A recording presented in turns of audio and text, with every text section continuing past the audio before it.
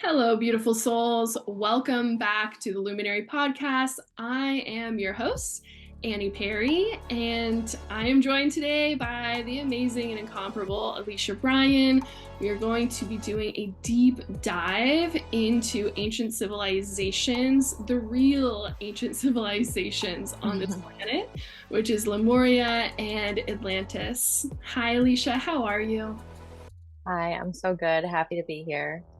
Yeah, me too. I'm very excited to have you back. And so we're doing something a little bit different with this episode. The episodes that Alicia and I have done previously, when it's just been her and I, is that I've been going into a deep trance channel and she's been, the interviewer and asking the questions to these different galactic councils. And today we wanted to try something a little different. So I'm going to be fully conscious. I'm going to be fully here. And I've already been doing quite a bit of channeling all about these ancient civilizations. And I want to kind of start with, where I'm getting the information from. I think I've mentioned this on the podcast a few times before, but if you guys are new listeners, you always want to know where a channel is getting their information from so that you can decide how you feel about their information, what they're telling you. And you're going to hear different things from different channels because there are billions and trillions of Akashic records, and there are Akashic records from every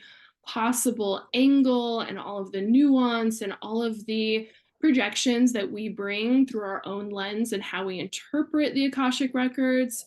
So that is one of the places where I'm getting most of the information about Atlantis and Lemuria.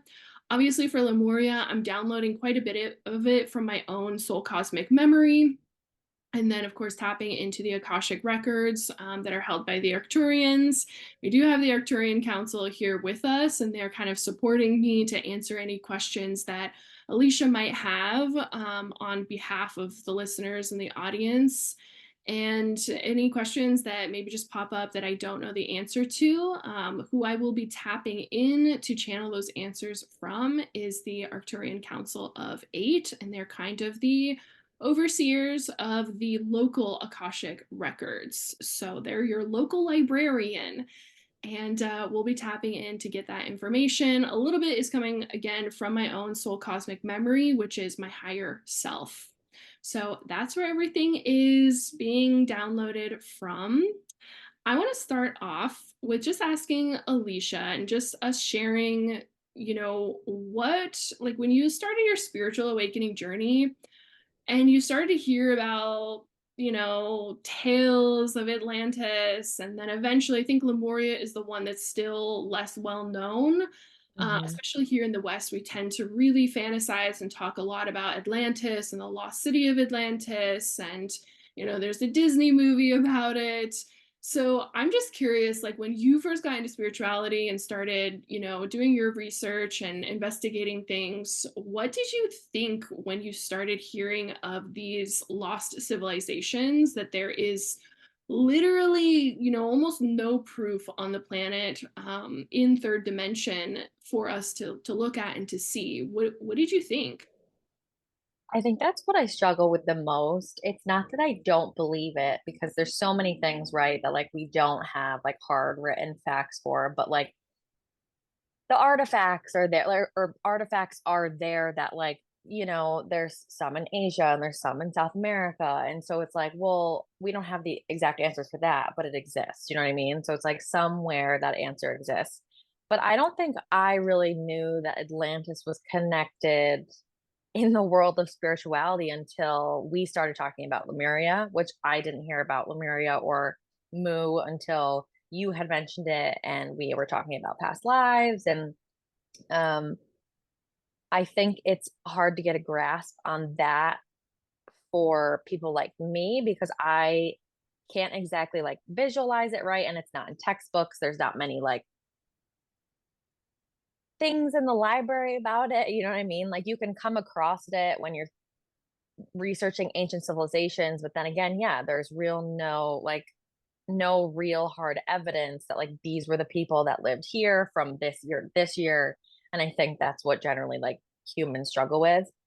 And as far as Atlantis too, I think it's so hard to take that fantasy away from it because it's been through so many variations of that story. And also, like, growing up, yeah, when the movie did come out, it makes it very difficult to understand, like, all right, let's separate real from just like a fabricated story. And a lot of people can only get their information from people that channel this information like you. And although there are probably more than a handful of people out there, like if you go on YouTube and you search it, or you're looking through the internet, it's hard to find places that focus on Lemuria and Atlantis in a spiritual sense. You know, there's a lot of like conspiracy theorists that talk about Atlantis in just like a very like hard facts way, like scientifically. And then there's a handful that talk about it spiritually, and trying to find the in between is very interesting, which led me to the long list of questions that I sent you. Yeah. Yeah, that's so true. I'll just be totally honest. What I first like heard about it, and I was just starting my spiritual awakening, just getting into all of this, kind of quantum information. I wasn't a channel yet. And I remember seeing this like it wasn't a TikTok, but it was like a reel or something. It was like a video on Instagram, and this girl was like, "Are you from Lemuria? Like maybe you were a dolphin in a past life." And I remember so clearly looking at that and thinking like, that is bullshit. Not straight up, like that's the most bullshit thing I've ever heard of. And what's interesting after I became a channel and had, very clear access to all of this information, was able to start sorting through, the Hmm. memory and the Akashic records of Lemuria versus Atlantis, is that the Hmm. memory it definitely got like meshed together. We think of Atlantis Hmm. as like this underwater, like utopia paradise place. Right. And the truth is that, the more connected to the civilization that was more connected to water was the Lemurians, and that was on the other Right. side of the planet. It was in the Pacific, and Hmm. the Atlanteans were definitely, land based. They used water, and we'll talk about some of the technology that they used and were able to create and to really advance Hmm. their civilization in a short amount of time. But they used water, but they definitely weren't an underwater like civilization. And Right. it's been interesting to sort them out and to Hmm. see the differences, and how much more the memory of Lemuria has been lost to us. And I think that's because most Hmm. of the Lemurian souls have moved on and they've gone through their own ascension and they're on different planets now, but Hmm. they were here the longest. And so Hmm. I guess that's where we'll start. We're going to start with the oldest civilization, and I want to give you guys this overview. I've dropped a lot of little facts about Lemuria and dates and dimensions on the podcast before, but I want to kind of give it some structure.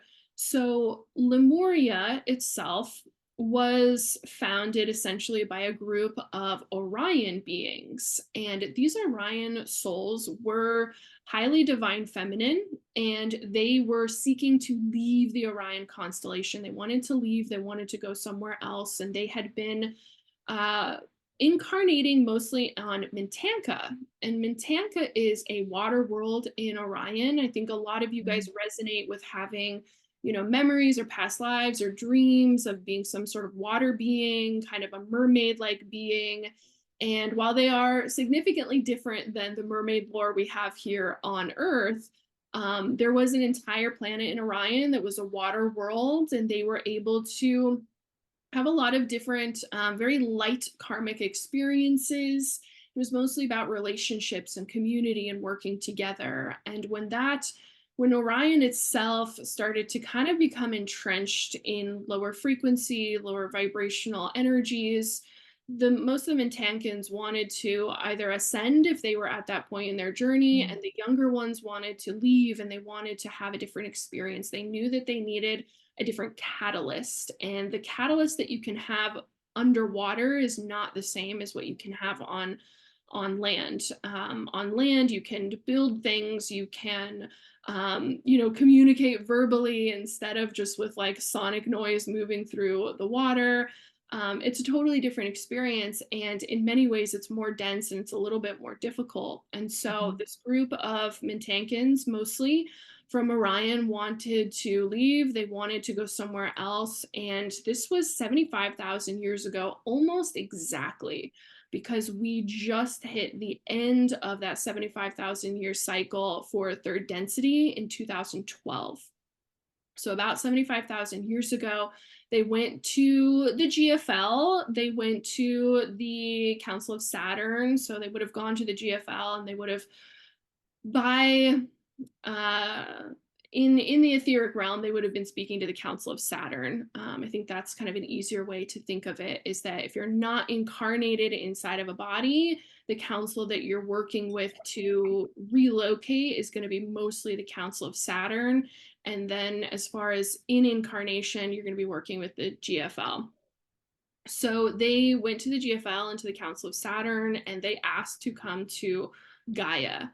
And they you have to have a pitch, you know, if you want to bring a whole civilization, if you want to have like, you've got to have bodies, right? You have to have some form of a body, and it had to be the right dimension for the planet, it has to be the right density for the planet. And you've got to have your pitch ready of like, you know, what are we going to do there, what's our purpose going to be there, how are we going to grow in our own consciousness, which is the point of the whole universe. And that's really what the Council of Saturn would have wanted to know, is like, what is your purpose in you going there and being there.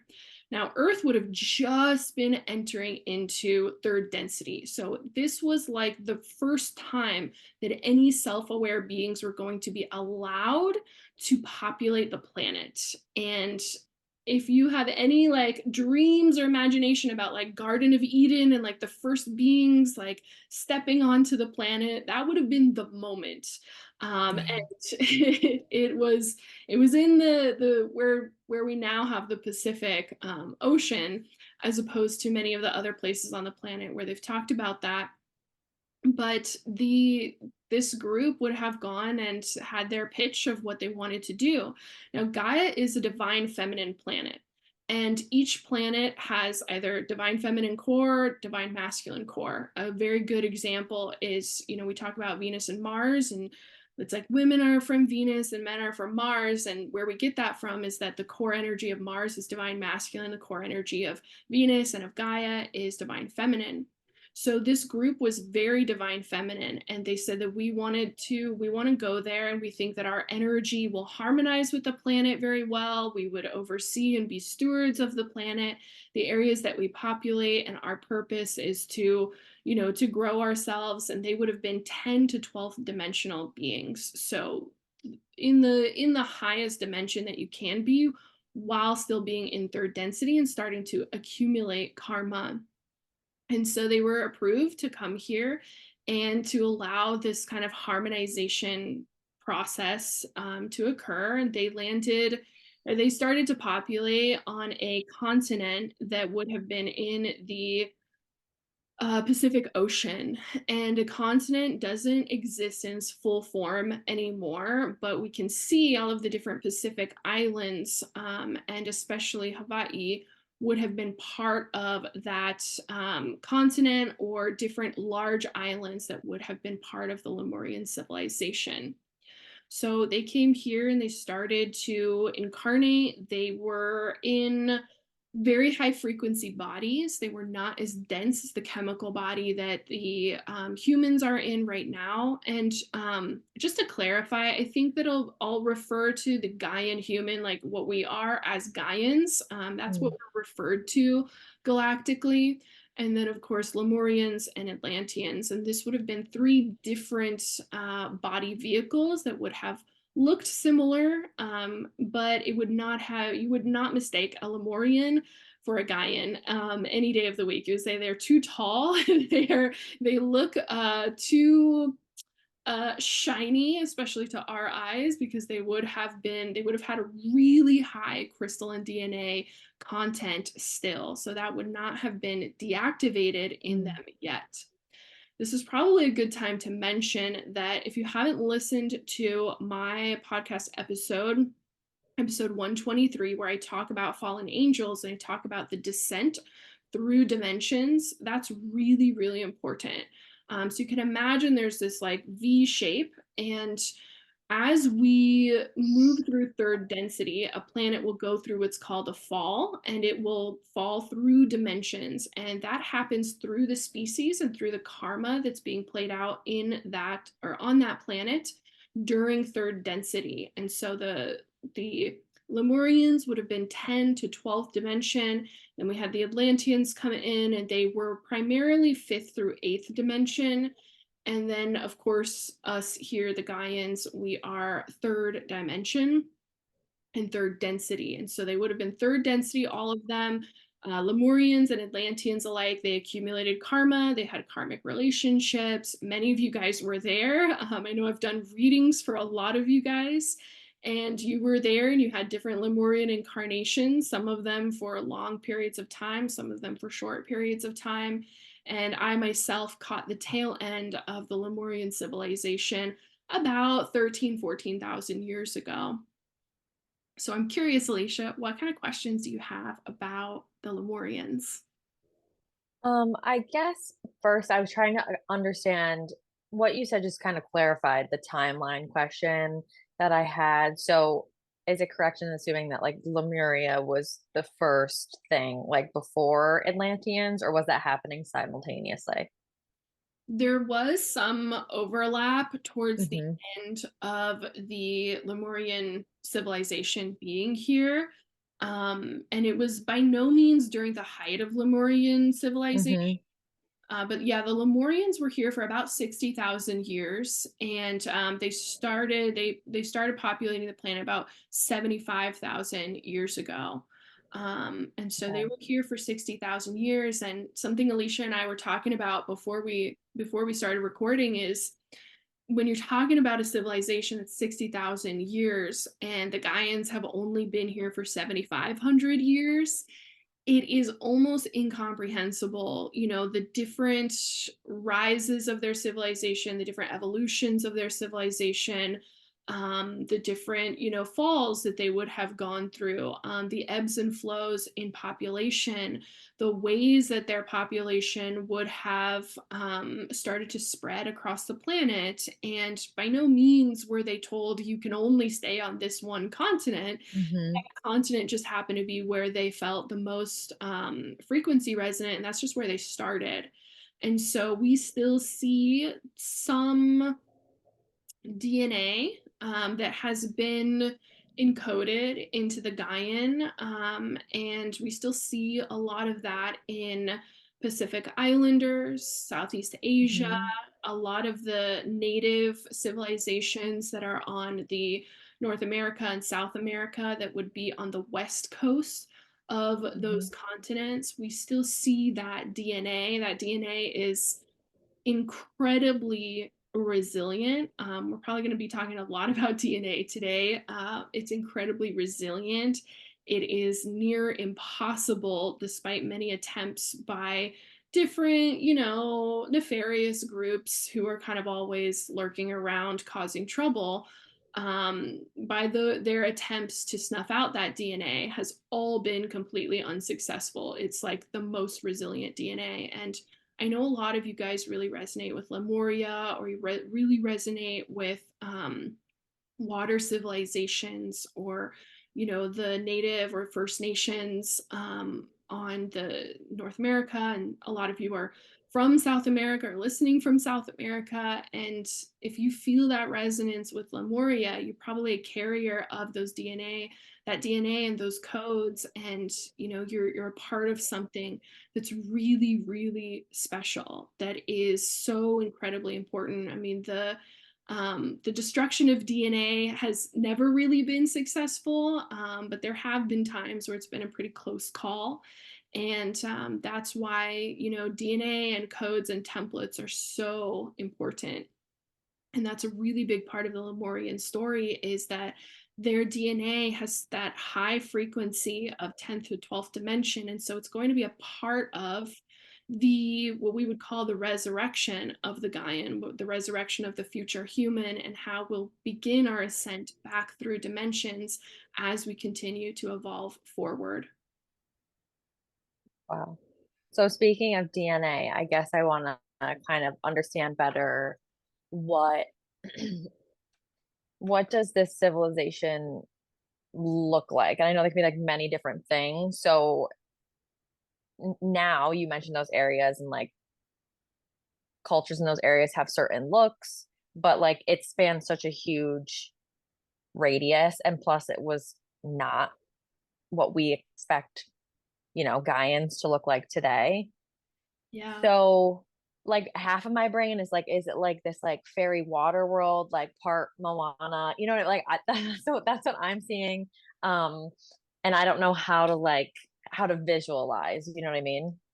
Yeah. So I think the best way to visualize is in two different ways. I'll definitely do some descriptors, especially of the bodies, because I think that that's where a lot of people will start to feel resonance if you've inhabited one of those Lemurian bodies. And then to the other way is to understand that when you are operating from 10th to 12th dimension, things do look like what we would perceive to be a fairy tale. It has that luster and that Hmm. like divine perfection to it that we don't see as much because we're in the lowest dimension. And so things can feel a little bit Hmm. colorless, a little bit more dull down here because it is so dense. And the light that is penetrating and radiating through nature and through our physical bodies is much more dim in third dimension. So if you were looking at the world through the eyes of a Lemurian, yes, it would look more lustrous. It would look more luminous. It would have this light radiating out of it. You would feel much more connected to it. And so them Hmm. coming from a water world and bringing some of that Mintankan DNA with them to create the Lemurian bodies, they were very, very connected with water. And they would have been in a type of chemical hybrid with crystalline DNA body because they Hmm. haven't gone through their descent yet. So we come from crystalline down to carbon chemical, and then we're going to rise back up again into crystalline. And so they would have been sort of a hybrid of that because they were on the karmic path. And so that karma would have been stored in the chemical carbon part of the body. So, as far as looks, we were tall. Most species are really tall. There are a few exceptions, the short grays and some variations of the Arcturians have been very short, and some variations of the Syrians have been really short. But a lot of the ones that come from those really really ancient Lyran templates, which is this form that we see here, 5 fingers. We have a very similar humanoid look.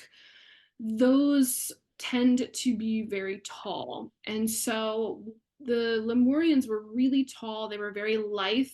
They were very tan skin, dark hair, and the reason for that was obviously it was much warmer on the planet back then. And so they would make DNA upgrades and they would create the bodies to be suitable for that weather, so that you're not, you wouldn't want to put someone fair skin, fair hair out there right at the equator in the Pacific Islands. You would want someone, you would want a body, a physical body vehicle that was designed for being under the sun for long hours.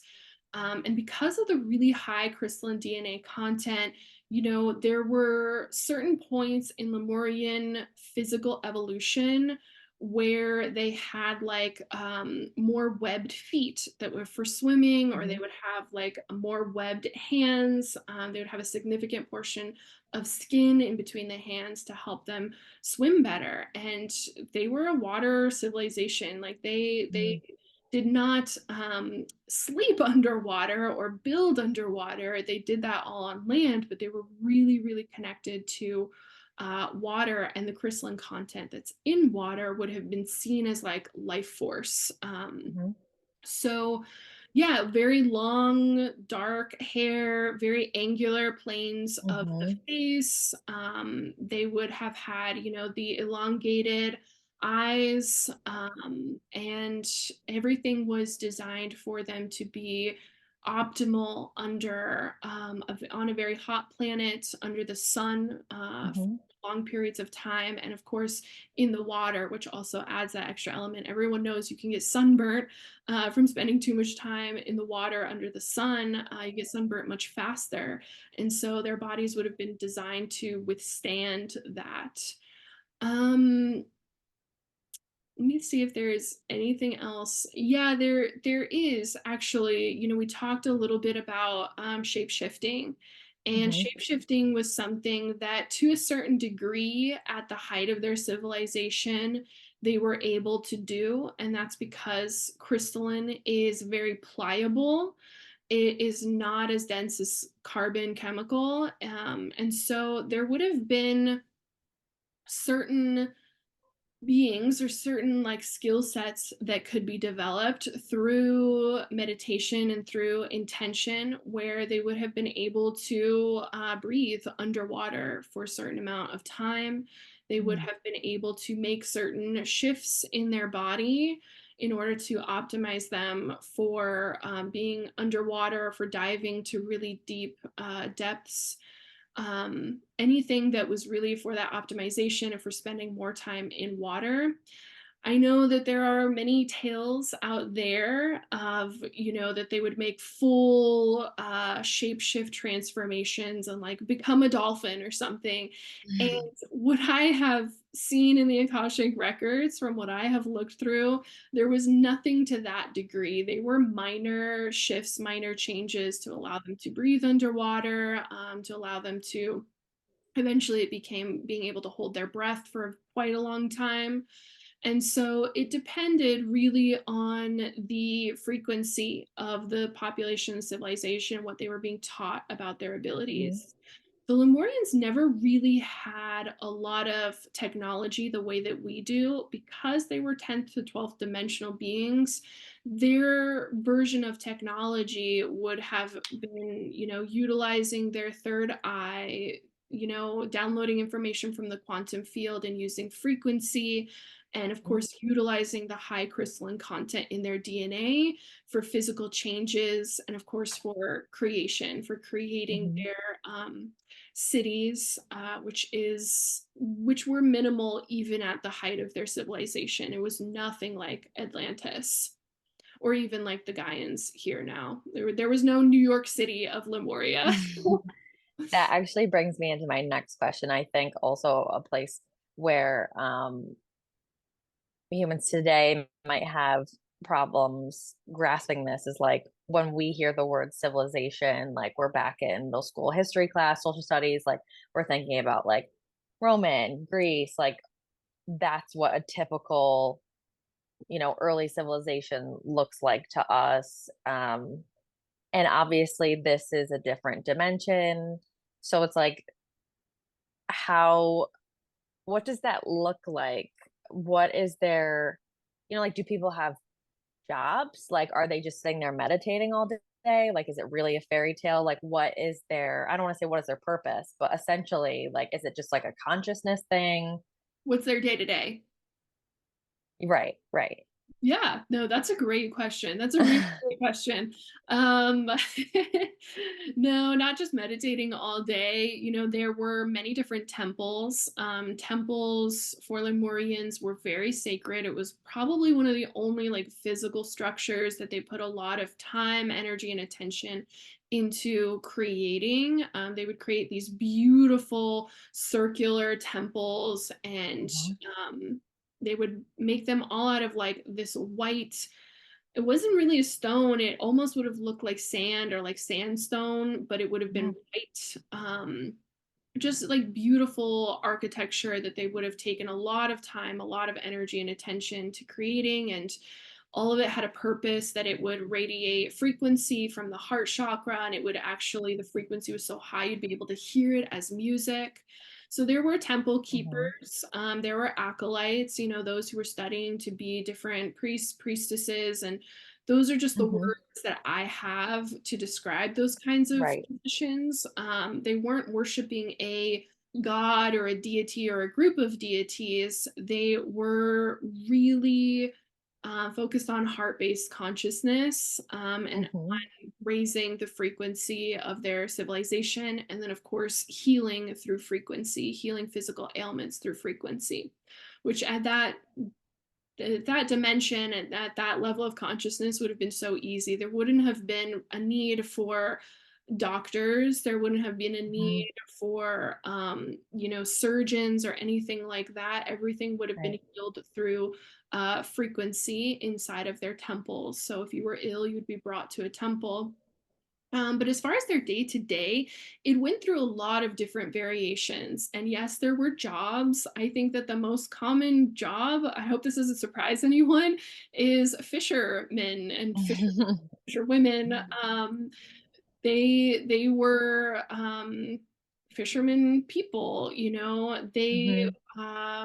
They went through a lot of variations about what they actually ate. There was definitely a long period of time where they did not eat any or consume any like living animals, but towards the end, especially when the Atlanteans were on the planet, kind of bringing them down in frequency, and that's not necessarily Mm-hmm. a negative thing, it's a necessary thing.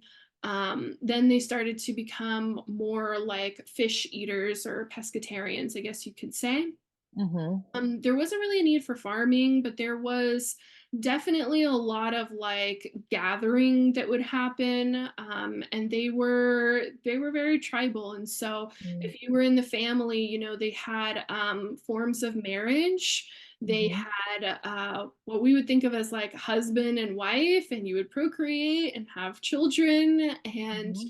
you would take care of your home, and your partner would gather things that were needed and necessary for the home and build the home.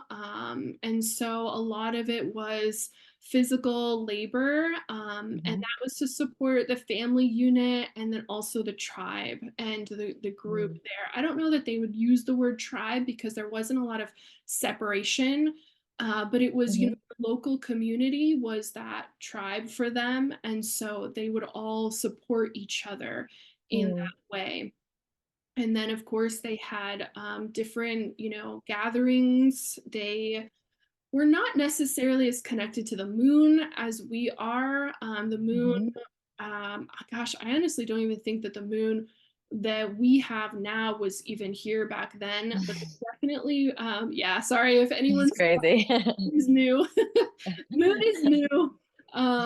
But they definitely observed solar cycles, and so Mm-hmm. it would have been a lot of like celebrating of the different solar cycles and kind of harnessing the energy that way.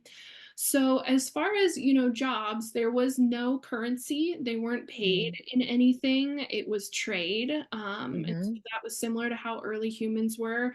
I don't want to use the term hunter gatherer as if they were Mm-hmm. like hunting wild boars or something, but there was a lot of gathering, and that Mm-hmm. was to build, the home structures, baskets, boats, things that they would have needed for their community and for the family unit.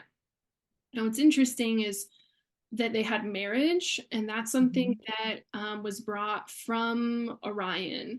So there's always been like partnerships, but they've been very loose and varied Mm-hmm. of different galactic throughout different galactic societies. And I've always found it interesting that in Lemuria, especially towards the tail end, they had pretty elaborate marriages and marriage ceremonies and this like commitment to a partner. That was something that was Mm-hmm. starting to come into their civilization and become more prominent.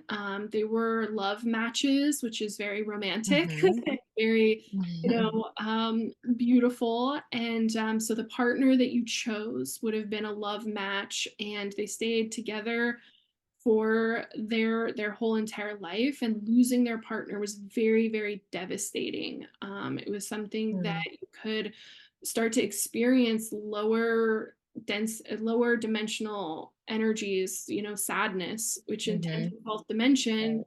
you try to imagine sadness, and it's not the same as like the deep grief and depression that we can experience here, but for them it would have Right. been a pull to a lower frequency. So they made love matches, and they also lived for a really long time. They lived for about 1100 years, would have been like the average lifetime. And Wow. that stayed pretty normal for like the last 20,000 years of their civilization. 1,000, 1,100, maybe 1,300 of our years, like how we measure our Yeah. years. So that's been translated for me. And you didn't get married at 20 years old. You know, for your first 100 years, you're still a kid, still young, you're still inexperienced. So there was a lot of time for them to move if they wanted to move. That was something that we did. You could travel, but you were traveling by foot or by boat. Hmm. You wanted to see other things. That wasn't unheard of, and it wasn't considered like abandoning the tribe or going off and into something dangerous at all. Because there really wasn't. They didn't really have any like natural predators. They were the only civilization until the Atlanteans came. And Mm. when the Atlanteans got here, they mostly left the Lemurians alone and kind of considered them, like the indigenous peoples. And the Sure. Atlanteans were kind of the new um, colonizers. I don't have a better word for it. The new colonizers of a different side of the Yeah. planet. So yeah, I hope that kind of brings some clarity to what day-to-day life was like for them. Very much like indigenous culture, but I would say that there was less of the hunting aspect that we associate with indigenous cultures. But yeah, more time spent around the fire with the family and Hmm. community was really, really big. Yeah, it's interesting because I think it sounds so much like what we would think of an indigenous culture, but at the same time, right? Like they did have like a higher knowledge, like a higher consciousness, correct? So it's like kind of like that's kind of wild to think about though, like living in that way and not having like what we have an image of Atlantis is like, you know what I mean? Like maybe flying cars or like really high buildings or things like just really living with the earth, but also having this like insanely high consciousness is kind of like wild to imagine. Yeah. And part of that is like they were a divine feminine culture. And Hmm. so what I see a lot in divine feminine civilizations is this very strong pull to stay close to nature and Hmm. to not get too far from nature, Right. and to always have nature as like that reference point of source, and source flowing through Hmm. us, keeping that really strong connection. And in many civilizations, even for us as Gaians, the women were like the medicine woman, the one who could Hmm. communicate with spirit, the one who was connected to the other dimensions and the other planes of consciousness. Right. And we've lost that a lot in Western culture, especially. Yeah. But I Yeah. mean, in that divine femininity, it's that desire and that pull to stay close to source. And what I see in divine masculine civilizations, which I guess we'll kind of go into Atlantis, but what I see in their civilizations is the desire to build. And that is really driven Hmm. by masculine energy. They want to build a lot, they want to build a high, they want to build Yeah. elaborately. And it's masculine energy, which is necessary, of course, for us. So the way that the Atlanteans started to get their approval to come here is that the Lemurians had been on this planet for let's see, they'd been here since 75,000 years ago. And then the Atlanteans arrived and were given approval to start populating on the other side of the planet about 25,000 years ago. Hmm. And Okay. so the reason that the GFL, who worked mostly with the Atlantean civilization and approving them to come here at the same time as the Lemurians, is that the Lemurians were not evolving. They Mm, weren't descending in the dimensions, which is necessary. And they'd been on the planet for a long time.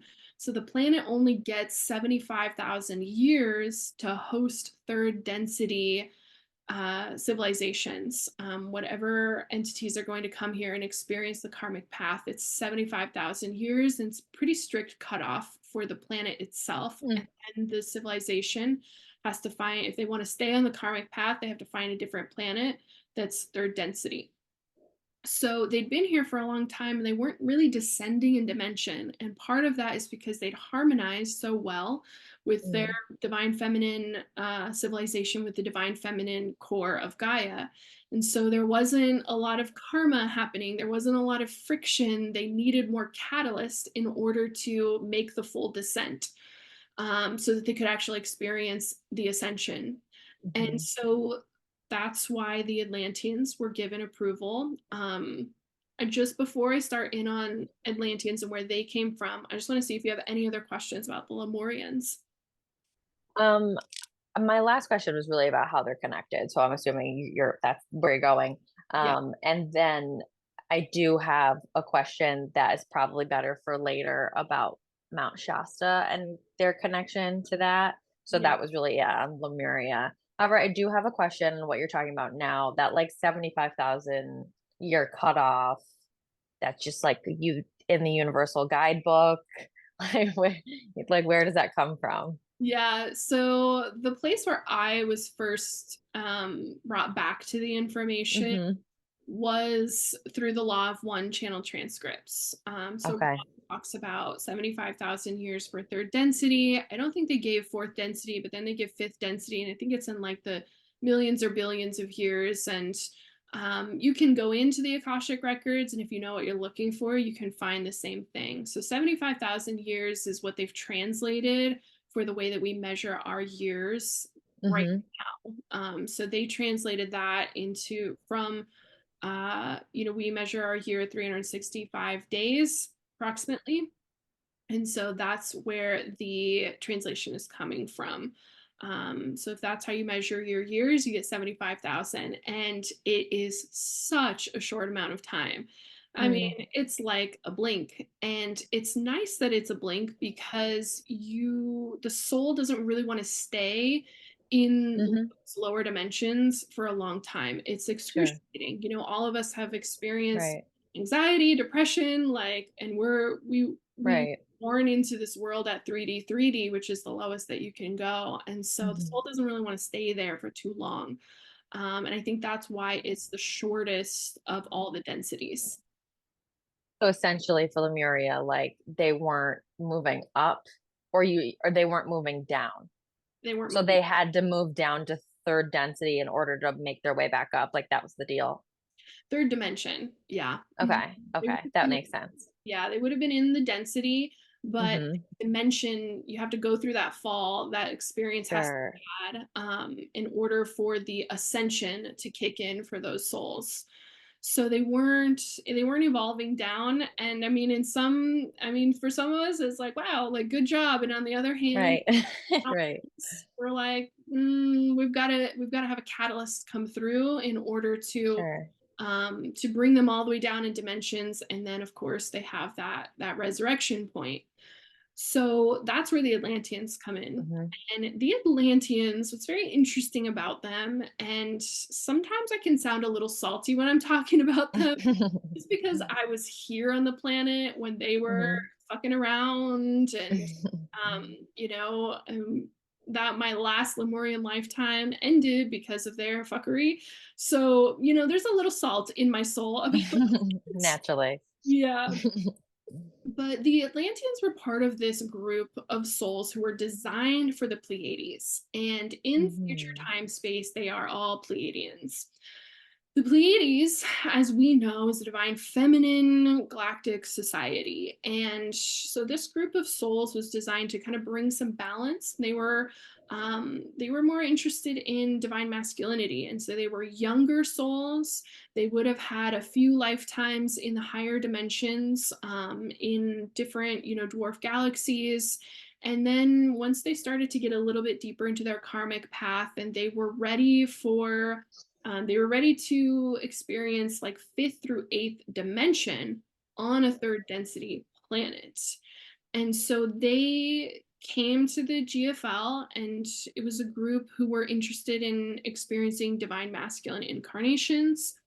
And the GFL having this quandary of, the Gaians, or sorry, not the Gaians, but on Gaia, the Lemurians are not descending in dimension.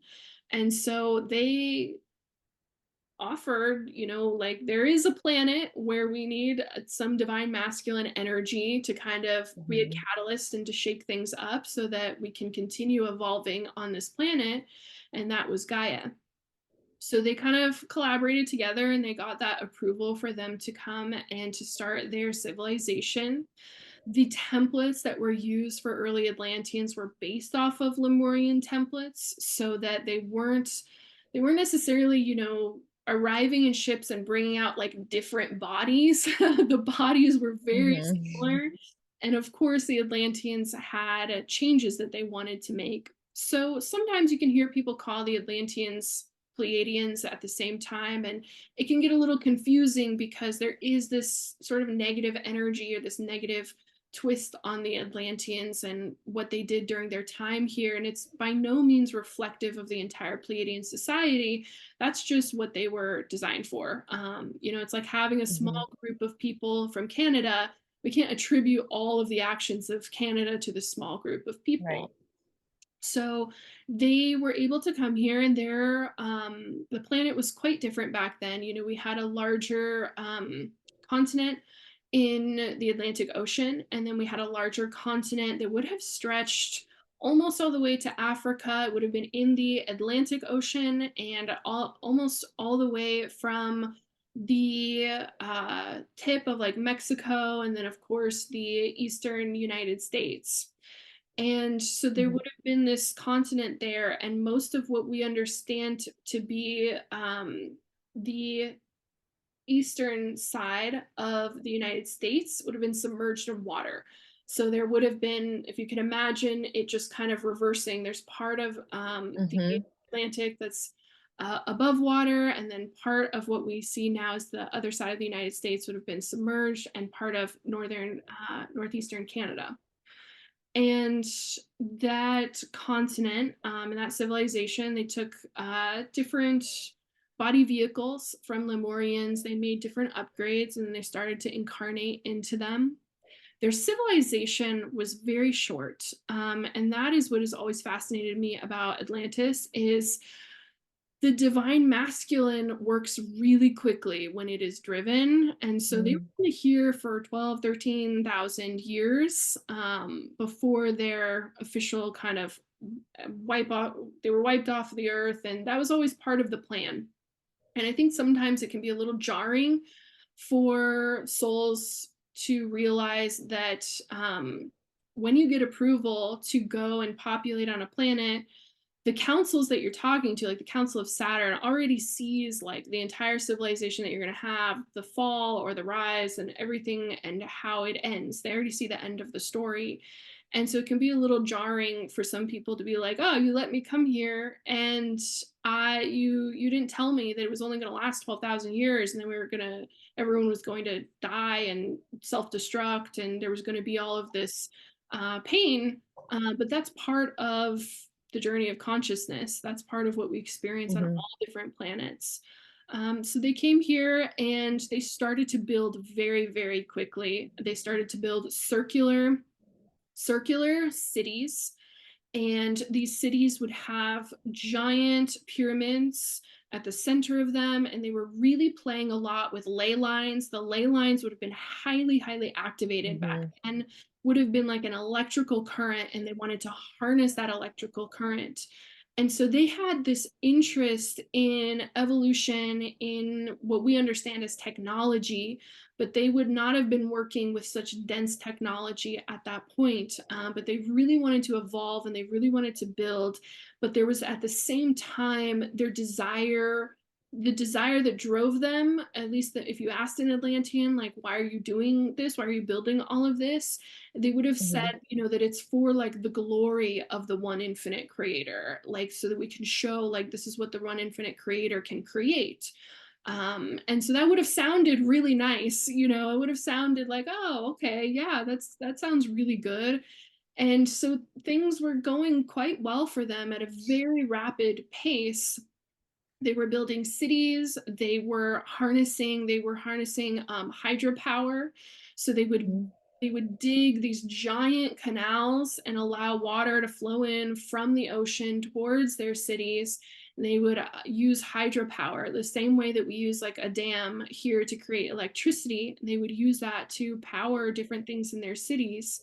Um, they used uh, they used hydropower at the height of their civilization, which came very quickly, about 5,000 years in. And when you think about the Lemurians being here for so long and them never having built anything like that or experienced Hmm. technology in that way, having the height of your civilization come after 5,000 years would have just been like they're moving at a rocket pace. And Hmm. they ruled mostly in councils, and that eventually ended up being their downfall.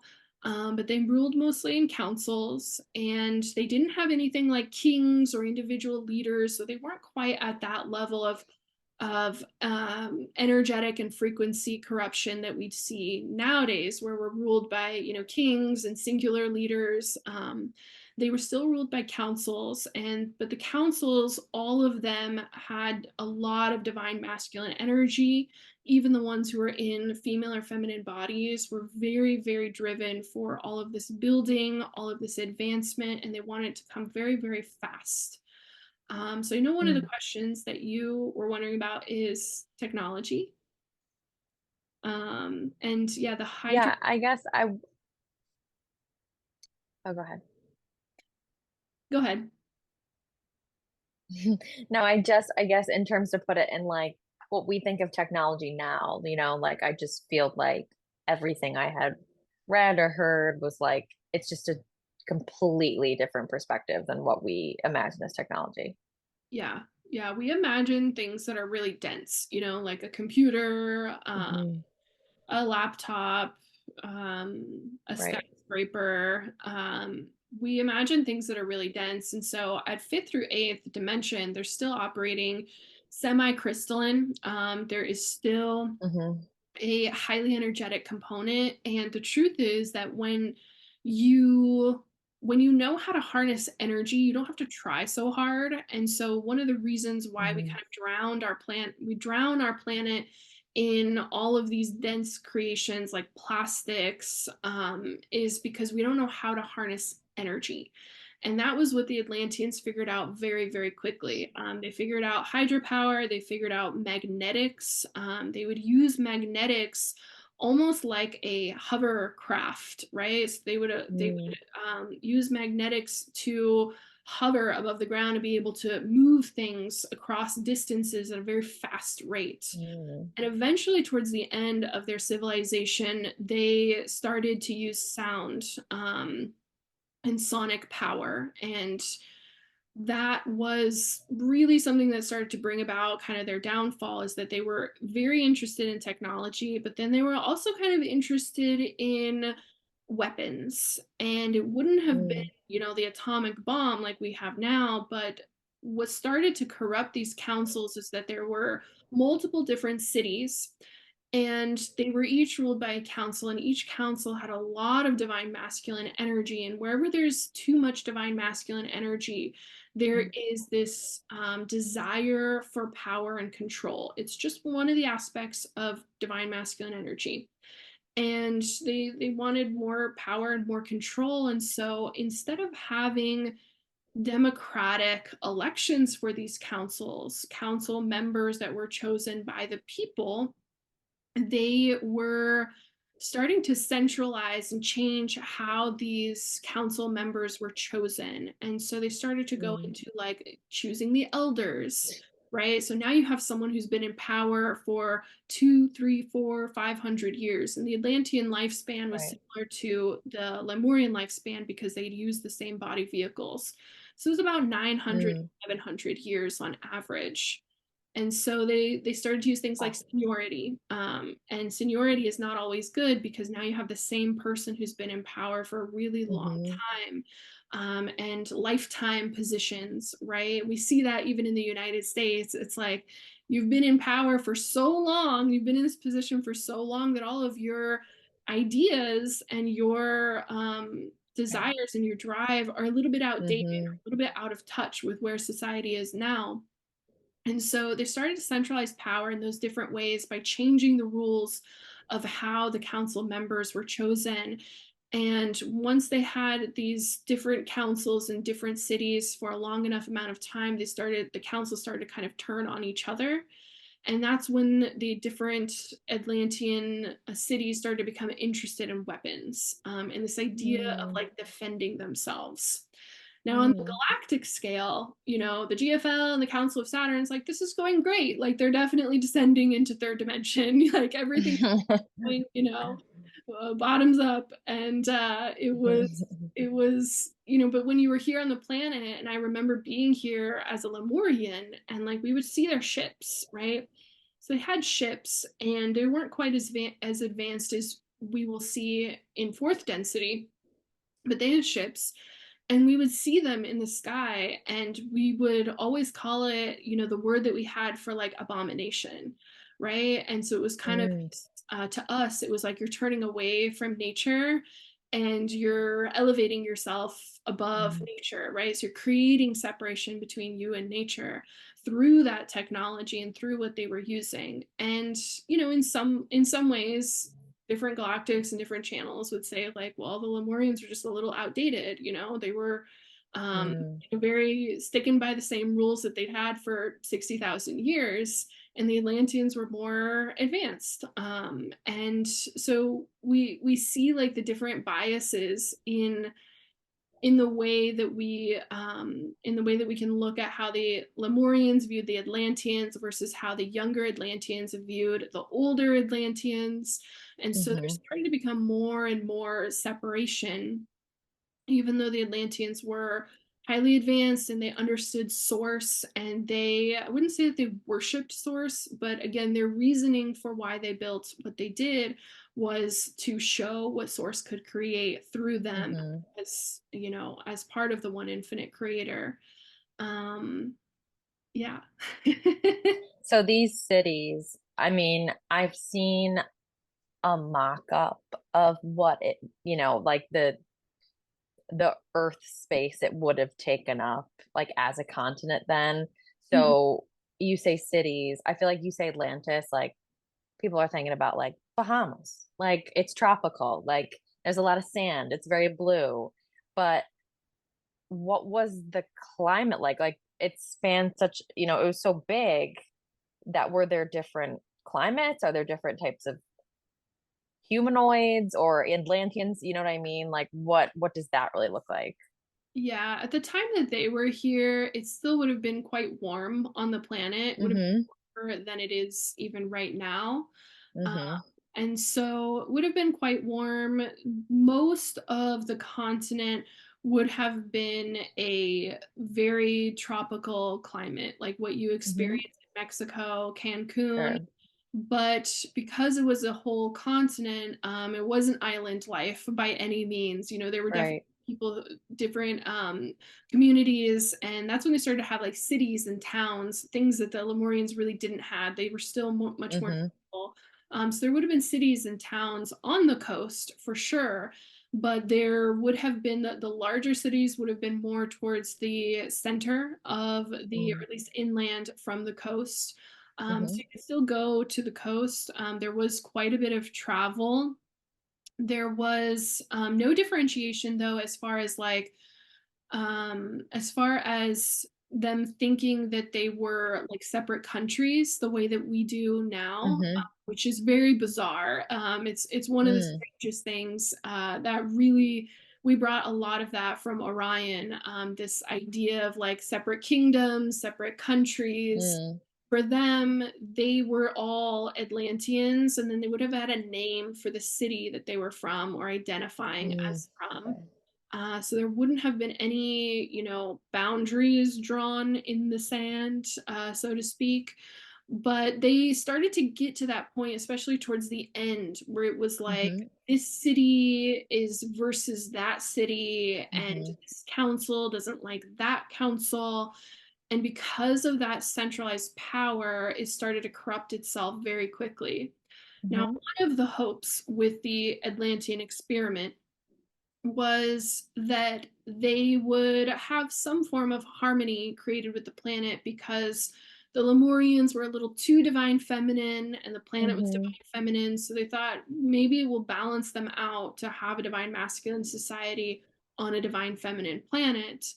And what's really interesting is, like, in my personal opinion of channeling this and talking about this, and the way that I see how their civilization fell, I personally don't think that it was a success. I don't think that Mm, and that's what's so interesting, because on one hand, like, divine feminine is like the void, which you would think is the most powerful energy, right. but divine masculine is control. And so the control ultimately overpowered the connection that they had with Gaia. And it took a while. Like I said, they were here 12, 13,000 years, and they went through different rises, different falls, different Mm-hmm. expansions of their society. There were some Atlanteans that weren't really interested in staying on that continent. And so they would have left and started populating other available land masses. Some of them would have traveled to what we now know as South America, North America. Some of them would have traveled to Africa and through Africa, by extension, into the Middle East and eventually up into Europe. Mm-hmm. And all of that would have taken a significant amount of time. And so yeah, their civilization went through a lot of different evolutions in a very short amount of time. However, the level of technology and what they were able to build, as far as the pyramids that were at the center of each city, and Mm-hmm.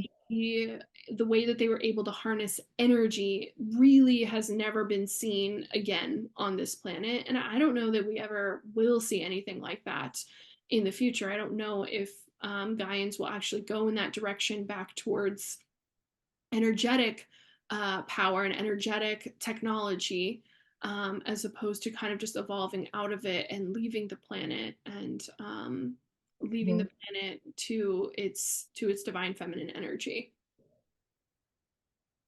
I wanted to get your opinion on any connection between Atlantis and early human Gaian civilizations like Egypt, Rome, Greece, and even like Aztecs, Mayans. There's a lot of like through lines where people are like, okay, but this is built here. I feel like I bring it up every time. And it's those things that like populate the History Channel. It's every episode of Ancient Aliens or something where they're like, well, how does this exist? And they think that pyramids were created by huge magnets and were we helped by aliens? And so I just feel like this is a good time to bring up, well, pyramids. I feel like we don't really know how our pyramids were constructed other than, pictures. We see people pushing up a pulley system and they're like, that wouldn't have worked. I wanted to get your thoughts on all of those connections. Oh, I have a lot of thoughts. A Yeah. lot of thoughts. Yeah, no, this is a great question. So as we started to see the Atlanteans start to migrate off of their Hmm. continent, they definitely took some communities to South America. And really, the marker of Atlantean civilization is the step pyramid. And so that Hmm. was what was at the focal point of all of their major cities. And it was considered Hmm. sacred. It was considered, a way to ascend with source consciousness. It was considered the symbol of like the third eye, which they would have been well versed in how to connect with the quantum field, connect with different galactics. They were on like everyday talking basis with the GFL and with Mm, beings who were on ships, beings who were in deeper densities of consciousness. So there was a lot of transparency as far as communication through the third eye. And so that would have been their symbol, was that triangle pointing mm-hmm, upwards. And they, yeah, the step pyramid that we see all over South America and mm-hmm, in Mexico, that would have been created from Atlantean templates. So probably created by descendants who would have also mm-hmm, used their third eye to download, how and where to build these structures. And yeah, as far as using, magnetics and sonic power to move these really large pieces of rock, that would have been mm-hmm, the way that they did it, especially through magnetics. And that's how the Atlanteans did it. And so it's not too far mm, out there to assume that their descendants built them. I wouldn't be surprised if I tapped into really old ones, if there was just like direct links that, certain Atlantean groups had sent them to mm, that specific area because of the ley lines and because of what right. energy would have been centralized there to build Mm-hmm, those to contribute to Atlantean civilization. And it just so happens that because that main continent is gone, the ones that are still here are located in South America. mm, My professional opinion as someone who studied art history in college, and that's what my degree is in, mm-hmm, is that the way that we date things is so far off. We really don't have a mm-hmm, great way of dating things. A lot of it is guesstimates, and a lot of it is right, based on an assumption that humans were the main creators on this planet for like millions and billions of years. Our DNA is right. very old. We have not been on this planet for very long, and I think that's really what starts to Mm, boggle science's science's direction is, or human science's direction is that the DNA is really, millions and billions of years old, coming from the Lyrans, mm, but we have not been on this planet for very long. So most of the structures are not very right. old. And then, of course, we have like the Egyptian pyramids, the three that have smooth sides, the three in Giza. Those Mm-hmm, were created by Ra when Ra visited this planet. mm-hmm, Created it through thought, and that's because they were in a higher density and a higher dimension. And so moving giant, huge, I think they're made out of limestone, moving huge limestone pieces through thought would have been absolutely nothing to them. And that's the point where that we are evolving back to, as far as where we're going in fourth density. But yeah, the Atlanteans have a really direct connection with ancient Egypt. So after their mm, fall, so we'll talk a little bit about the fall of Atlantis. There's the sunny version. This is what I call it, the nice sunny version, which is that there was um a meteor that had gotten caught up mm, in our what is it called, our atmosphere, and that pieces of it were breaking sure. off, and that it would occasionally hit different parts of the planet, and giant pieces of a meteor would have mass destruction. I mean, it would destroy, and Mm, it would cause tsunamis, and then it would displace, the tectonic plates would move, and so there was a lot of displacement of the continent. And I think we see that a lot on the East Coast. The East Coast of the United States, especially, looks like it's gone through some major erosion. And I mean, the shape of it and the shape of, right. the Gulf of Mexico, when you look at that, you're like, something happened here at some point in time. It wasn't just Mm-hmm. planes, messing with it for the Right. past 5,000 years. something happened there. And so, yeah, there was a lot of meteor showers that would have caused a mass destruction on the planet, and that's happened a few times, and it was allowed to happen. It was allowed to happen because they wanted eventually for the civilizations that were here to descend all the way down to third dimension, and they were running out of time. And so this would have been about 13,000 years ago. So if someone's like, you had 75,000 years, now all you have left is 13,000 to like get the job done. They would have been like working double time. So they're like, what do you got? A meteor? Okay, great. Right. Like throw it at the planet, Rocks. For pause, rocks, right. throw rocks at them. So it was able to happen. And we know this because the GFL will tell you that they allowed it. And they'll also tell you that there have been other meteors headed towards the planet that they did not allow and that they just, kicked off, of course. Right. So, yeah, so they allowed that to happen. But there were wars that were breaking out amongst the Atlanteans, and they were not nearly Hmm. as violent or aggressive, I would say, as the ones that we've experienced here. They didn't have guns, they didn't have Hmm. bombs, but they had sonic weapons. And so they would use sound, and Mm, they would use sound as a mm, weapon against other cities, and specifically to kind of bring these councils that had started pitting themselves against each other, to bring them to heel, to bring them to do mm, what one central council wanted them to do. And someone who talks about this quite a bit is like Shaman Durek. I think he was hmm.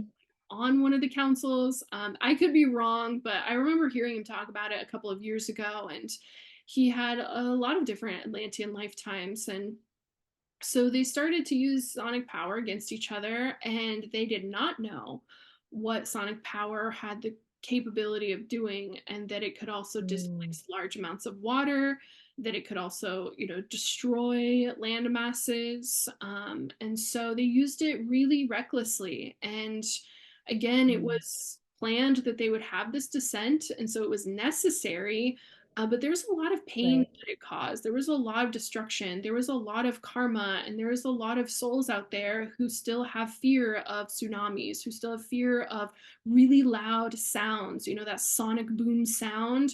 If It's that me. sound, yeah, Yep. you may have part of that. Water, tsunamis, loud noises. Yeah. Yeah. And I was on the other side of the planet in Lemuria, just living my life. And then it's like, tsunami, your entire civilization is gone, and there's no opportunity to Yeah. go back, because it was planned that it would be the end. And so they allowed different things to happen that really reduced the population. At the end Mm-hmm. of the Atlantean civilization, the Lemurian population was very, very small. And at that point, we Mm, had seen different natural disasters that had taken its toll on our main continent. There were a lot of islands that had been created at that point. And mm-hmm. it kind of gone back to that very tribal um, lifestyle, and on islands. And so now they're secluded, and they're much more separated from the Right. bigger community of Lemurians. And so that started to take its toll on the Lemurian population, and that they started to spread Southeast Asia, Mm-hmm. different parts of the Americas.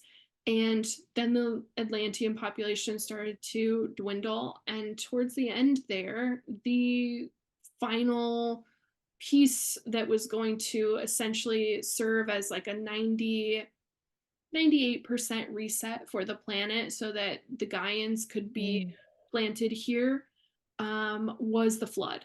And so that was really the end mm, of the Atlantean and Lemurian story. The flood happened, and again, it's something that the GFL allowed to happen because there was a bigger plan at play, and they had been working on a peace treaty with 22 different galactic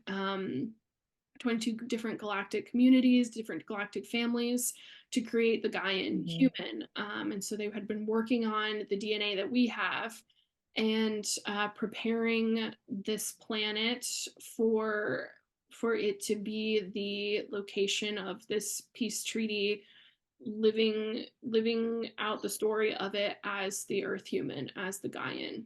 and they had very little time to do it. So, Mm. about 12,000 years ago, that final flood really diminished the population. It was 98%. It was not 100%. And I do want to talk about Shasta too, because I know that Mm. that's actually a really important part of the DNA story. But then, so let's talk about Shasta, and then we'll kind of go back to other ancient civilizations that have some Okay. codes in them, especially. Mm-hmm. Mm. Yeah, so I heard different things about, I'm not necessarily sure of how they got there. Um, but I've heard many different things about Lemurians still living underneath Mount Shasta, which could be crazy. So that's one thing. And then two, that the vibration, which I mean, this is like widely known, the vibration around Mount Shasta is like very high. Obviously, people go there for spiritual retreats and um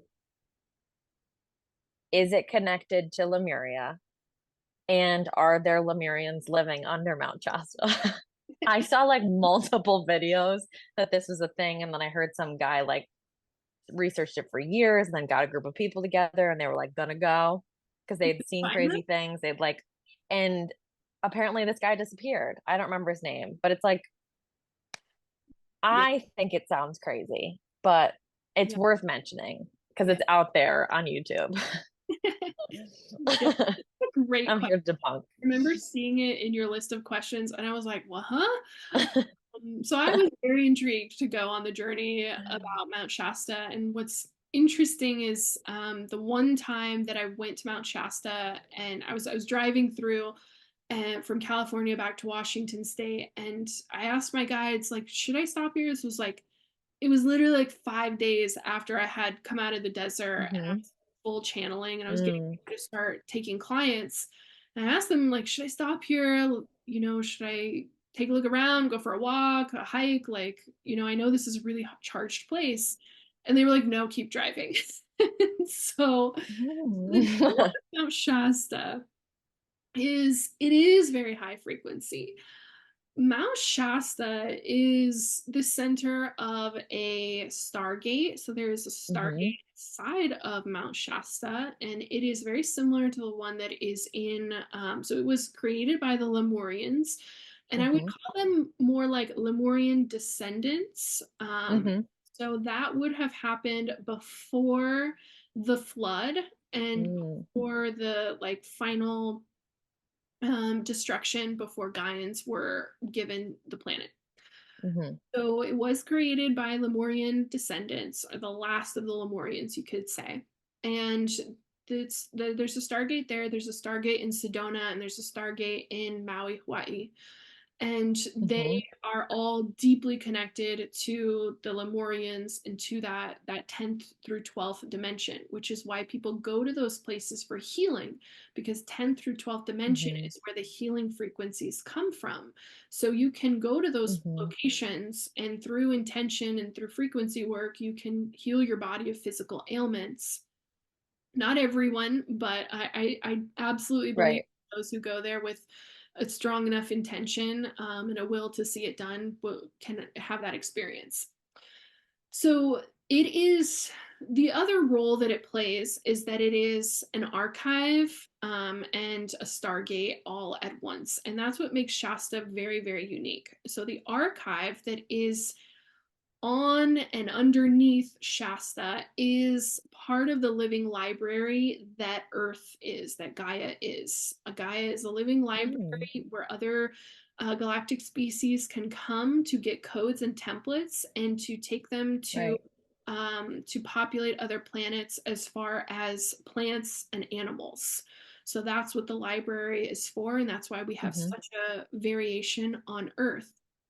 So where you would get those codes and templates from is a archival point like Mount Shasta. And I think there's probably three or four others on the planet, probably four total. And so that archival point is why so many people see ET activity and UFO activity there, because there's all of these different ships coming and going, coming and going. And Sure. they're doing that because they're picking up codes. Like they're going to the library to pick up their books and then they're heading out to do. Right. And he does have a very high frequency there. So there's a lot of spiritual experiences that you can have. Now, if you go into like the caves underneath, are you going to find a group of tall, dark haired Lemurians in loincloths just living down there? I don't think so. I think what you will find is that within that archive point is where they have stored the Lemurian DNA templates on the planet. And that is why people are Mm, picking up that there are Lemurians living underneath Mount Shasta.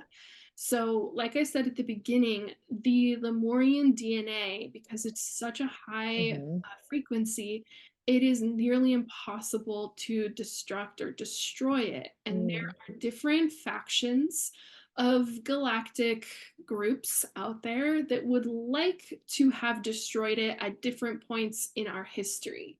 mm, That is why there was a lot of genocide against indigenous peoples mm. in the Americas. And Right. that is, really across the board for both continents, south Mhm. and north. Right. That is why there was so much genocide directed towards them, because there was Atlantean DNA, especially on the East Coast side, and then there was Lemurian DNA, and there were different reasons and that they wanted to destroy it, but mostly it was to sever the connection that they had Mm, with the higher dimensional planes. mm. We know that if you go into indigenous cultures, they still have an extremely strong connection to higher dimensional planes, to Right. source consciousness, to Mhm, great spirit. It is still so strong. It's incredibly strong. For the last Lemurian, the last true Lemurian to have walked the earth about 13,000 years ago, it is still so strong. Like, mhm, they never lost that connection, no matter how much they mix their DNA with Gaians who would come and populate the mm, planet after that, no matter how much they mix with Atlanteans, which I don't think it would have had that much of an effect on their DNA. But definitely mixing with, a third density being like a Gaian, there's opportunity for that DNA to be strongly diluted. And the DNA was just so powerful that those indigenous mm. communities still kept that connection to what they call like great spirit, and to source. And Right. they were not easily brought into religions and puritanical cultures. There was a huge Mm, resistance to that indoctrination. And I believe that, it was their beliefs, but of course, like they had a DNA in them that was like that, telling them like the full body experience of telling them, right. you don't need an intermediary between you and great spirit. Like you're part of it. You're part of the one Mhm, infinite creator.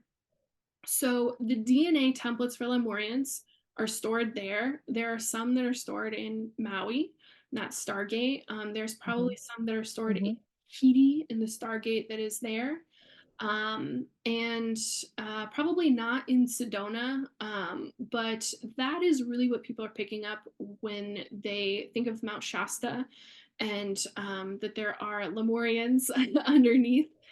Now, there is a lot of ET activity there, and once you start interacting with ETs, especially the ones who are coming here to use the archives, it's not a mm, place that I would go wander off alone by myself, because it's an archive point. There isn't a mm. lot of it's not all beings of light that come there to get those templates, Right. and it's like a library, so it's every citizen in the galaxy's right to come and borrow some of those Mhm, templates for the different projects that they're working on. So as a human, I probably wouldn't go wandering around by myself, but there is a lot of interesting things that happen there. There are guardians there, so if you have like Bigfoot, Sasquatch sightings around Mount Shasta are really, really high. And that's because the guardians look like what we think of as Bigfoot, but they're actually in the mm. dimension. I think that's super interesting though, because I think that like in America, when you hear Mount Shasta, you either like you probably have a few different ideas about it, but it's largely a place where people would go to like become higher on a spiritual level. And like people will walk around alone and they do go on retreats alone and they're like out in the woods doing their thing, having their experiences, meditating or whatever. And so it makes sense that people are seeing wild things because how most humans today, right, don't understand that if there's a visiting or a visitor, that the intention won't always be good, or you know what I mean. So that's why your guides were like, nope, keep driving, like just Yeah, and I think too because I was so new, the people that yeah. I know who work on Mount Shasta and who do venture out alone Hmm. have been trained for 10, 20, 30 Right. years by their guides. And I definitely think at this point, like I would be fine. But at that point, I was Hmm. fresh out of the desert, brand new, and I was still learning how to protect myself against negative and dark entities. And I was still kind of Right. figuring out frequency. So the people that I know, especially like Sandra Walter, like she'll go out and Hmm. like live by herself in a hammock on Mount Shasta. Mm. Like she did this for like 10 years straight.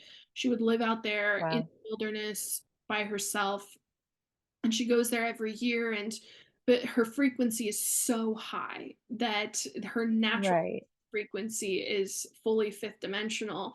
And so if your frequency is Mm. really high, you don't really have anything to worry about because beings with negative intentions aren't going to be very interested in you. But if your Sure. resting frequency is not very high, which the normal humans is Right. not very high, then they Right. may fuck with you. Who knows Right. what else? So it's probably not a place that I would tell a group of people like everybody scatter, do whatever you want. Love and light is Right. all here. It is a highly charged place. I definitely don't want to Mm. diminish like the energy that's, Mm. but it's an archive point, it's an entry point, and so that's why you see Mm. so many different UFOs. It's kind of like Joshua Tree. Mm. Joshua Tree is another entry point, and some people go there and have amazing positive experiences with ETs, and others get in their car and drive straight out of Joshua Mm. Tree, and they're Right. like, I'm out of here because of a negative experience. And that's one of Sure. the reasons why I teach psychic work, is so that you can manage your own frequency and know how to handle different entities. And that's going to be Mm. the future on this planet anyway, is that we're going Hmm. to relearn our psychic gifts and relearn frequency Right. work and how to take care of ourselves. Oh, that's fascinating. Okay, write that down for another podcast. We Yeah. need to go into a whole different thing. Okay, but so we talked about kind of like where Lemurian DNA lies and kind of the where different civilizations or groups that are related. Is there any groups like that that are related to Atlanteans? Were people dispersed? Like, were the people on East Coast, or did they only go to one place, or Europe, or wherever? Yeah. Yeah. So the Atlanteans, they went across Africa, they came to the Mm-hmm. Americas, they did intermingle with some of the Lemurian descendants who had Mm-hmm. already made their way onto the Americas continents. And those who survived the flood that was essentially kind of a blank slate, and then they were Mm. going to allow another civilization as a peace treaty creation to be on this planet in 3D, and that would be the Mm. final dimensional plane. And so after that, they knew that in 2012, very rapidly, it was going to start their ascension on Earth into fourth density. So there was this larger plan Mm. at play the whole time. And one of the reasons I bring that up is because for me, one of the things I've had to work through in my Lemurian DNA is Mm-hmm. just the feeling of shock and betrayal. And so working Mm. through that and understanding that. And so some people might carry that wound with them of feeling like, am I going to be betrayed by those who are Mm. in charge of me or above me or mentoring me or the government, etc. Sure. So yeah, so after the Atlanteans started to migrate Hmm. during their civilization before the official end. There were quite a few of them that ended up in North Africa and the Middle East, and they were exploring. But after the fall, this group got together again, and it was a smaller group than had originally founded Atlantis. And it was a Mm. smaller group than the ones who had, kind of collaborated and asked for a place to go to have their divine masculine experiment.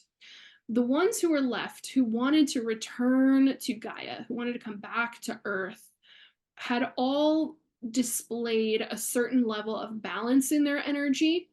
Hmm. And so they were allowed to come back, and their new experiment on a very small level was Egypt. And so their Mm. intention with Egypt was to bring higher levels of consciousness, but to balance masculine and feminine energy. So it was like, Mm. okay, we didn't do so great the first time. We were trying to balance a civilization with the planetary energy. So, what if we went back and we asked a group of souls who also wanted to incarnate there, who were going Hmm. into their divine feminine incarnations, if they would like to join us, and we will balance through masculine, feminine, as far as male, female. Right. So that was their plan, that was their pitch to the different councils.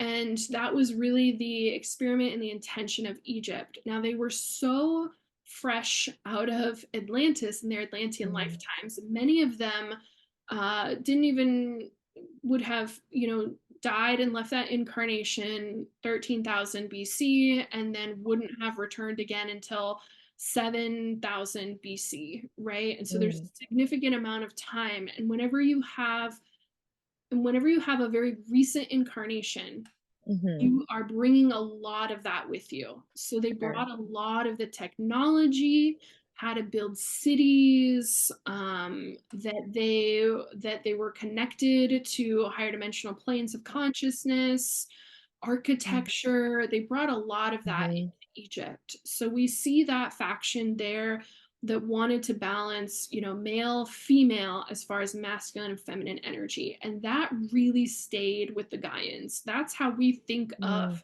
masculine and feminine energy. We tend to think first of male, female, which Right. is just one way of viewing it. It's by no means the ultimate way at all. It's just one lens.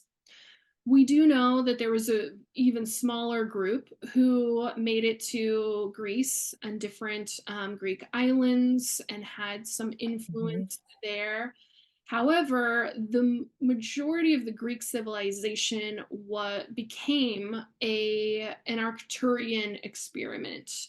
They kind of came in Mm. and they had been working with the GFL and the planet and working with the 22 strand DNA and the peace treaty, and so they had a group of younger Arcturians, and some of my soul siblings were part of that group. And I was very much on the fringe. I was still, young in my divine feminine incarnations.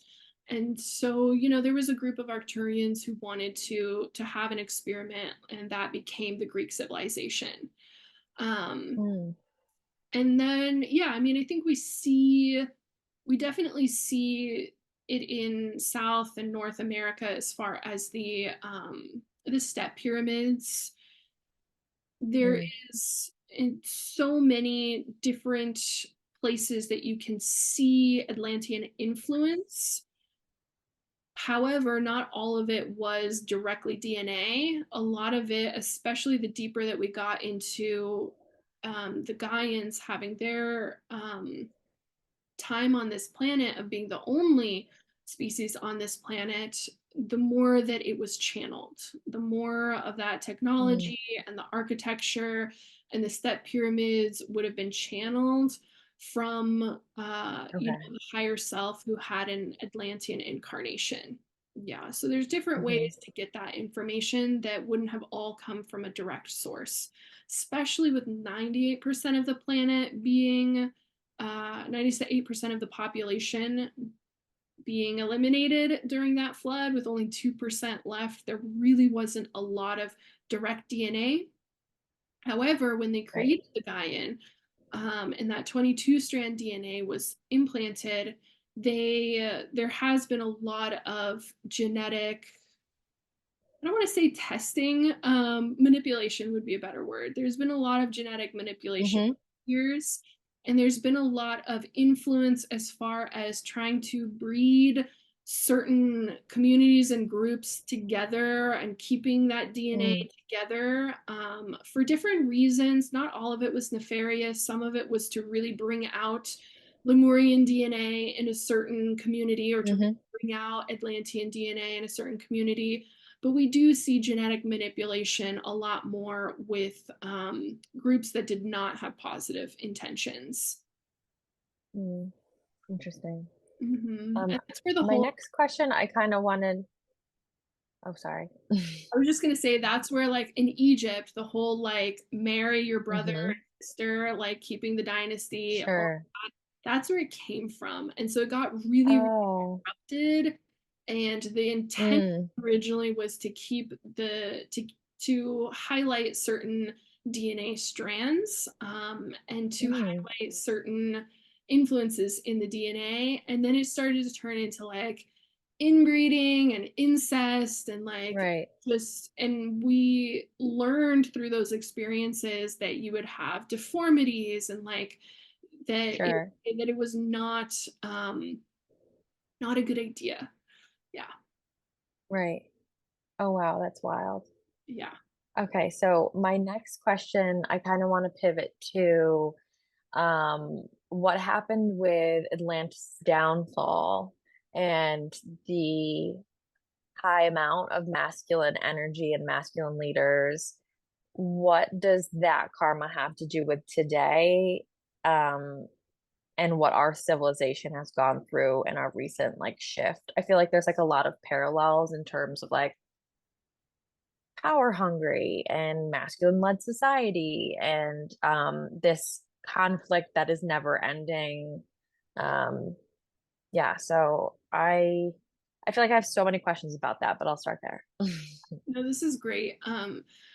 I don't think it's going to shock anyone when I say this, but it's definitely going to be a light bulb moment. The 2 points where we see centralized Atlantean karma is the United States and the Middle East. Mm, And my, mm, oh my, how we have somehow found a way to, especially for the United States, to always be in the Middle East in some capacity. And a lot of people right. attribute it to different like biblical things, but for me, I see the Atlantean Sure. DNA and Atlantean karma, and that corrupted divine masculine energy, or I should say, dark masculine Hmm. energy of power and Hmm. control over others. So the Pleiadians tried to have a lot of influence when the United States was founded.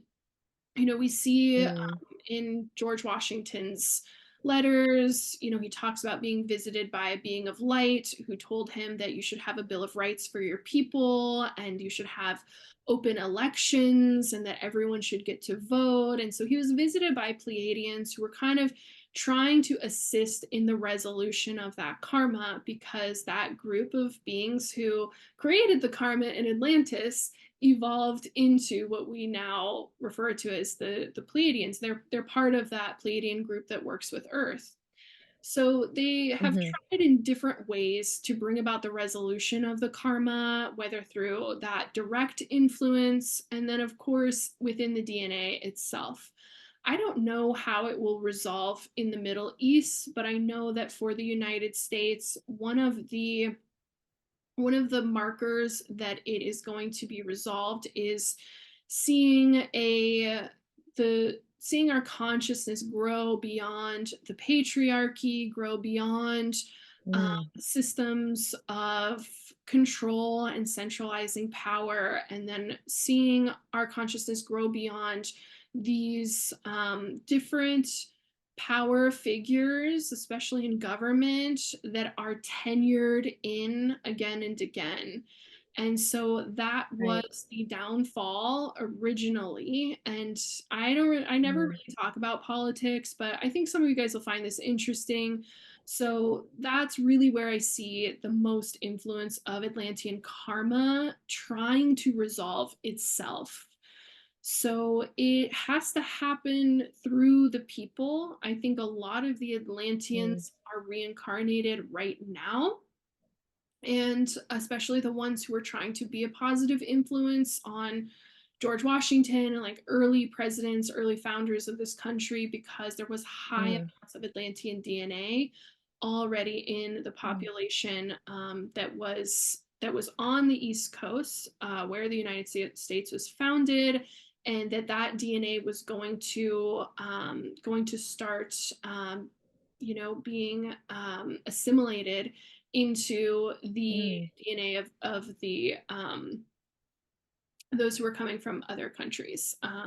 Yeah, and Right. so immigrating into this country. So they saw the Mm, path of assimilation through the indigenous cultures, mm, and they wanted to get ahead of it, and they wanted to play a role as far as resolving the karma. But ultimately, it has to happen through the people, through the holders of the karma, through the holders of the DNA. And we can pick up on this karma just looking at our own lives and looking at, like, okay, where am I mm, holding too much masculine energy? Where am I participating in systems of control? Where am I not allowing others to have a voice and not allowing for there to be a democratic process? And so, if those are trigger points for you, then you might be a part of the resolution of Atlantean karma. So there's a group that works directly with the United States and probably with other communities. They really don't see country lines the way that we do. mm. National Right. lines the way that we do. They're really working with groups of people where they see the DNA. So even though I'm saying the United States, that's just because I know that information about the founding of the United States and the interference that they tried to have for a positive influence, which I'm sure they Mm, tried to positively influence Canada as well, and Mexico, and different countries in South America where that DNA is also at play. But we see it, I mhm, see that Atlantean karma so much whenever I hear about the United States and the Middle East, and how much they have been through. My entire childhood and teen years was all about the Iraq and Afghanistan war, and it was always right. confusing to me. I know people want to talk about oil and they want to talk about like tangible things here, but I think on a spiritual level, when you really start to zoom out and look at Mhm, these situations, it's like, of all the places on the planet, why are you guys so involved with each other? And karma is right. really one of the main reasons. So I think that karma is not fully Right. resolved. I think that there's different paths in the Middle East that could be taken for that karma to be resolved. It's not all going to look political. A lot of it is going to look like, what are the people up to? What are the citizens up to? And how do they view themselves? And what do they allow, as far as their Mhm, rulers and governance over them? And I think that changing our governments and the way that we are governed by others. And I don't think that governing others is necessarily a bad thing at all. I think that it brings mm, structure, but there are ways for the energy to be really balanced. And I think that is where we are going to see most of the karma resolved, because that was the karma from mm, Atlantis. It was those councils and the corrupt ways that they kept themselves in power for very long periods. mhm. So it's like almost like a course correction. Like we did this the wrong way last time, so we're here to like that's why it's so triggering now. It's like we can't make those same mistakes again and destroy each other essentially. Wow, that's Absolutely. fascinating.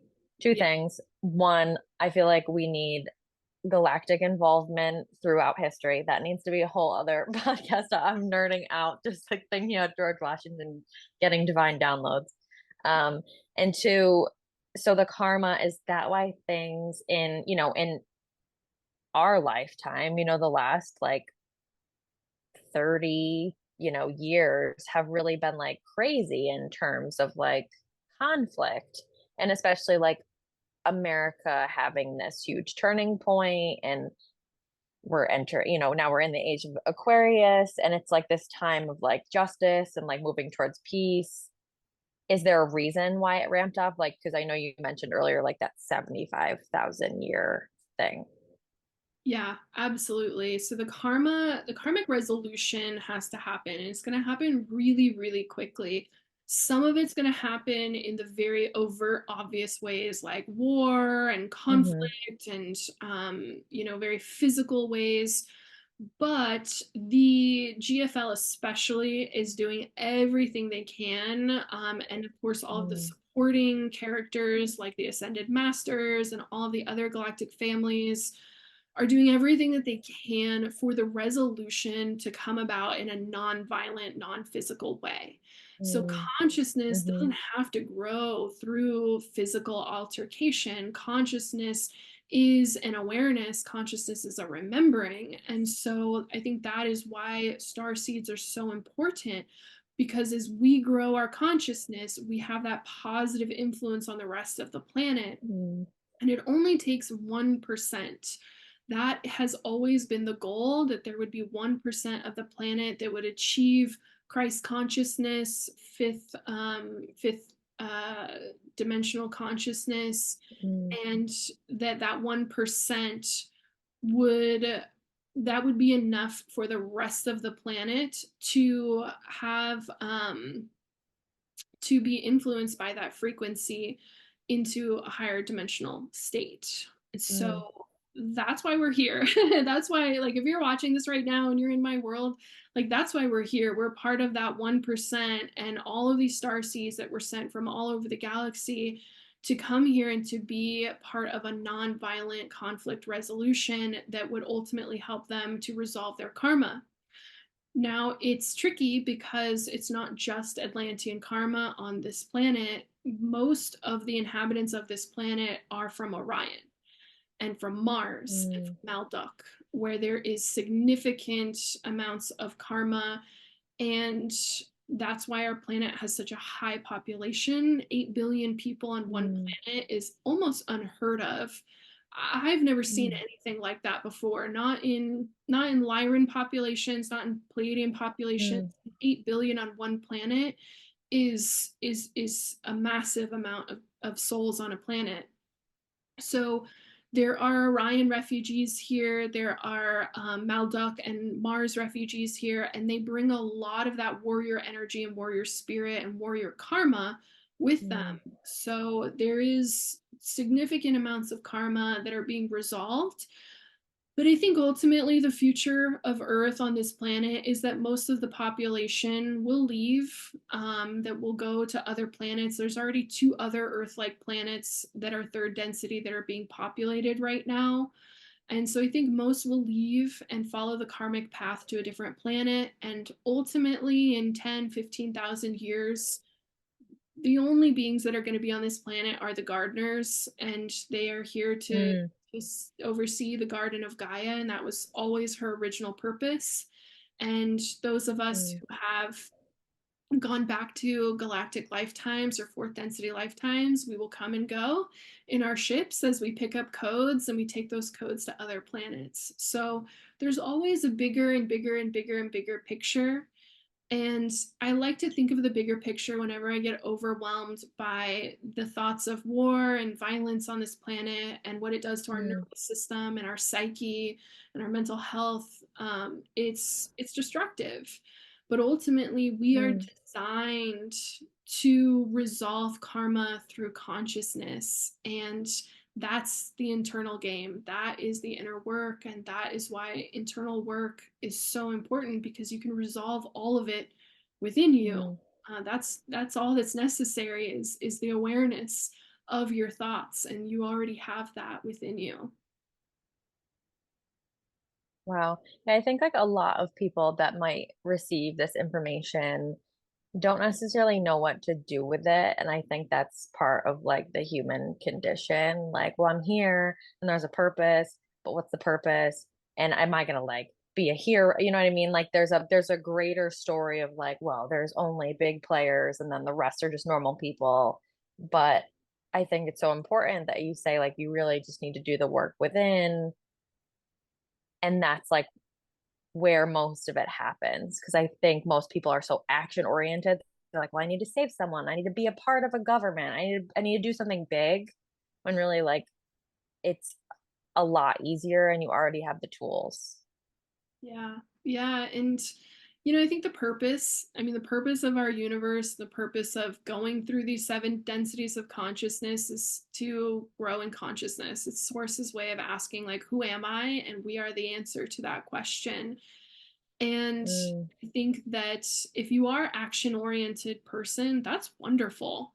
The truth is right. most star seeds and most people attracted to this kind of information are not interested in being a part of governments and going into Mm, these roles because they understand on a quantum level that mm, they've either already had those roles, especially in Orion. A lot of us went through those roles. A lot of us were mm, soldiers and warriors and leaders and government leaders and law enforcement and military. We went through those roles in Orion. So most stars right. aren't interested in living that out again on this planet, but they are interested in remembering the truth of who they are so that they Mm, can do what they came here to do. And what you came here to do, the collective mission of us being on this planet when there's all these other places that we could be, is that we came to raise the frequency of this planet and support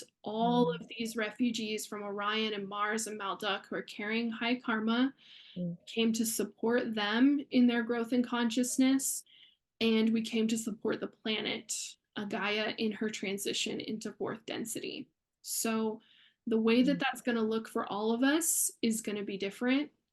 And I think if you feel called to be action oriented, like, go for it. Go for it. That's part of your path. And the right. truth is that when you are acting authentically, when you are honoring the true Mm, authenticity of who you are, you're not going to get it wrong. You're not going to be on the wrong path. You're not going to miss your purpose, in so many ways. mm, Like, just you living and existing, like, that is Source's purpose. right. That is important. And we can Mm. definitely, the ego wants to be special, and the ego wants to be the hero. And the truth is, like, you are the hero for you. And so Mhm. who do you need you to be? That is the most important question you could ask yourself, because Yeah. it's all internal. I mean, everything happening in the Mhm. external, all of the wars, all of the violence, all of the trauma, all of the pains, that rude thing that your boss said to you today, all of that Mhm. stems from something within. And so when we Right. go within, we change what is without. And it's Mm. incredible to watch that shift in evolution, but it takes responsibility, acknowledging that Mm. it is an internal game first and foremost, and taking on the responsibility for your own internal world as opposed to allowing the external to dictate you. And I say that in air quotes, because it never really is. It's just something within you that is trying to be expressed, that is trying to be seen and Mm. heard and understood. So it's all an internal game, and you're equipped. And if there's one thing that I could tell every starseed on this planet is, like, you are qualified to be here. Like, look in my eyes, starseed. Look in my YouTubers. Like, we have done this before. We've done this before. Like, you are equipped. You are qualified to be here. You've got this. Like, you've got this. And it's trusting yourself that you've got this is half the battle.